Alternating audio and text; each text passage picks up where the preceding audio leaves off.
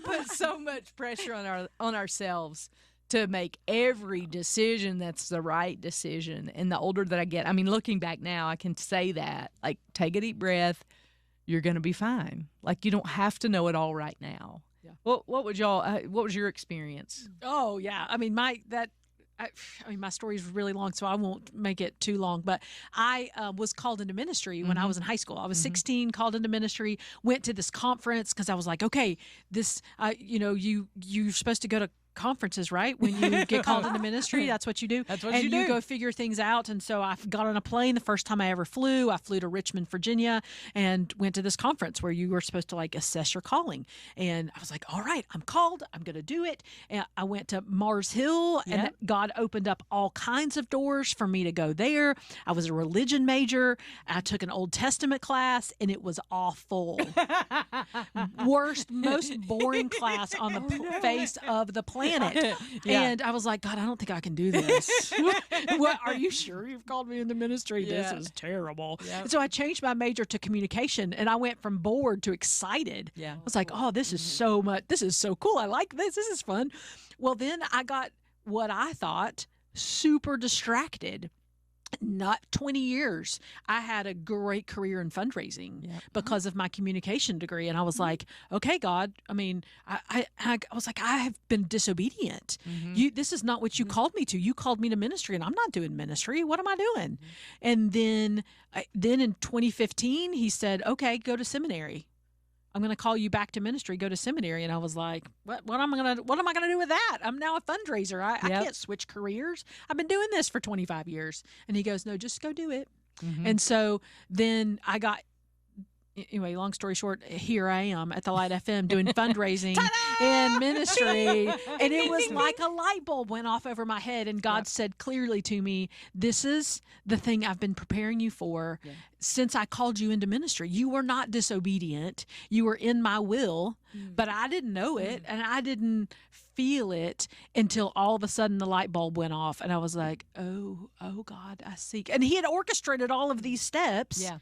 And then he was like, ha-ha! It was just this, like, ta-da moment of, here you go. Here's ministry. I called you, and you're in my will. Right? It was freeing. Yes. But I didn't feel that way most of the time. I didn't feel that way. And nobody, I mean, I don't know about y'all, but nobody said those things to me when they were like, well, you just need to pray and, God will show you. And I kept waiting for the writing on the wall, Like, here's what you're supposed to do. Right, yeah. And it's not like he's going to write it on a napkin and slide it across the table to you. He'll be a village idiot somewhere, You can get paid for it. Don't worry.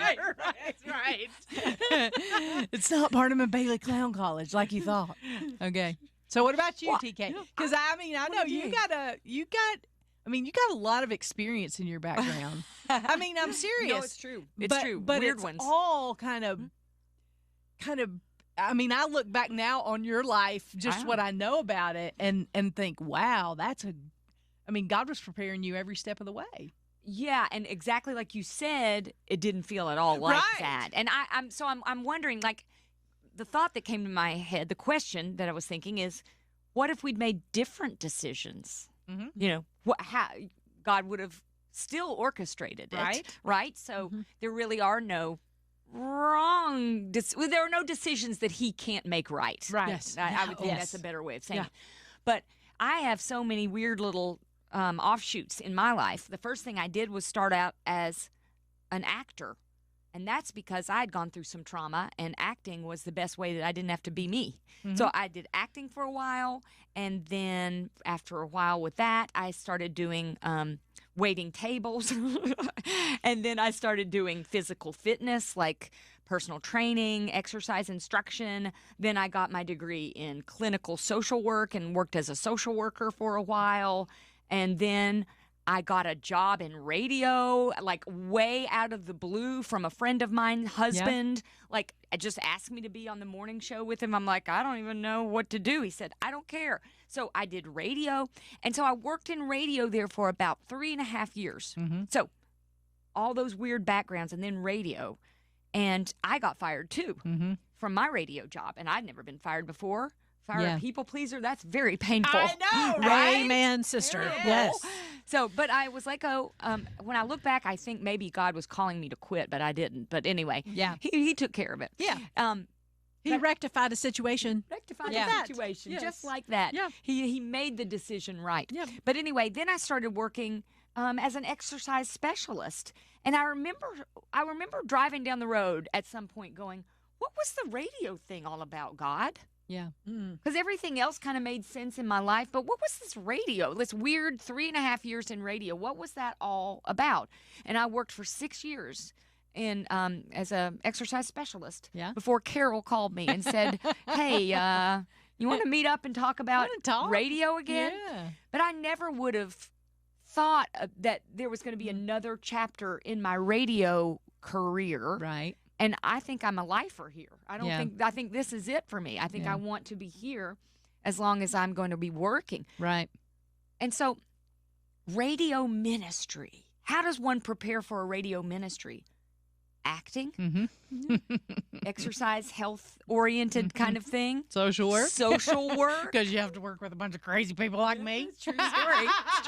True story. But it's like he weaved Yeah. all of those things together for a performance-based, health-oriented radio ministry. It's like only God could do that. Yeah.